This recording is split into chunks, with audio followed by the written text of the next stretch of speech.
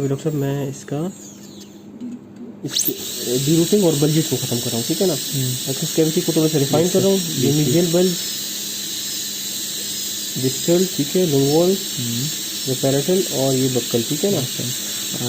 Sir MP से हमारी तरफ स्ट्रेट होगा ना, फ्रंटल लॉन्ग होगा थिक। बिल्कुल बिल्कुल सही सही।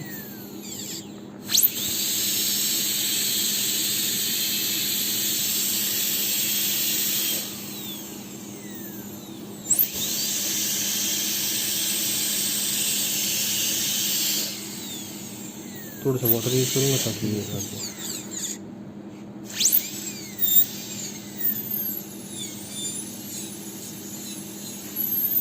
अच्छा, जितना आप ना फ्लोर के करीब जाते हैं उतना एंड पीस की स्पीड को आपने स्लो करना है, ठीक है ना। सही है सही। ठीक हो गया। अभी हम देखते हैं कि कितनी इम्प्रूवमेंट आई है।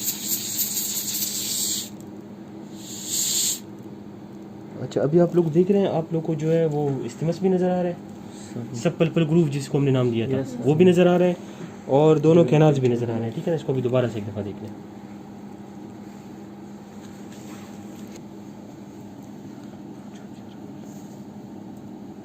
इसे बिल्कुल क्लियर है ना। बिल्कुल क्लियर। अच्छा, और फिर ओपनिंग से पहले एक काम करें, ये डॉक्टर साहब मुझे 6, 8, 10 वाले दें।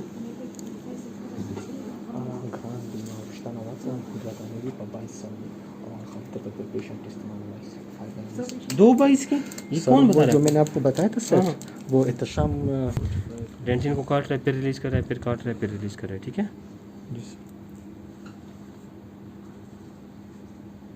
ठीक है, ये वाला सर ये पल्प तो नहीं, ये पल्पल टिश्यू है, ठीक है। सही। इससे थोड़ा सा पल्पल टिश्यू भी निकलता है, ठीक है। सर इसमें वो शोल्डर होगा, जैसे साइजर में लिंगुअल शोल्डर था, इसमें पैलेटल शोल्डर होगा? नहीं, इसमें नहीं होगा।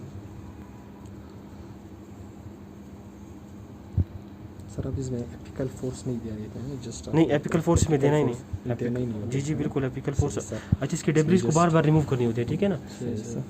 ये आप एक गाज रख लिया करें अपने साथ, इसके जो डेब्रिस है ना इसको रिमूव किया करें, वरना डेब्रिस बार बार अंदर जा रहे हैं, ठीक है ना। सही सर। जी सर शोल्डर सिर्फ इंटीरियर्स में होगा? जी सिर्फ इंटीरियर्स में। अच्छा सही। जी जी ठीक हो गया।